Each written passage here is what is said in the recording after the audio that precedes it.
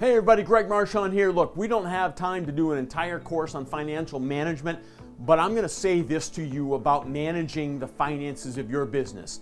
Number one, you have got to go take some classes to understand what you should be paying attention to. If you're in a part of the country where you can't get to classes, you can't find virtual classes, or you hate online classes, which is kind of silly because you're watching this, right?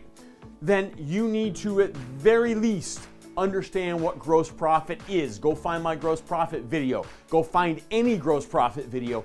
Understand what gross profit is and focus on those things that will help you accomplish gross profit.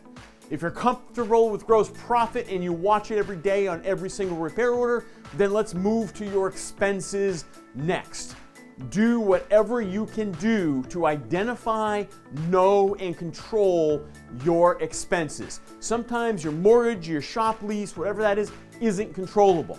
But what you can control are, what do you pay for oil? What do you pay for oil filters? What do you pay on those bulk fluid purchases? What do you pay on electricity, and why aren't you as efficient as you could be? What do you pay for heat, and why aren't you as efficient as you could be? Look at all of your expenses. Don't be super frugal about it because you got to keep your employees happy, right? And you got to keep production going. But knowing is power.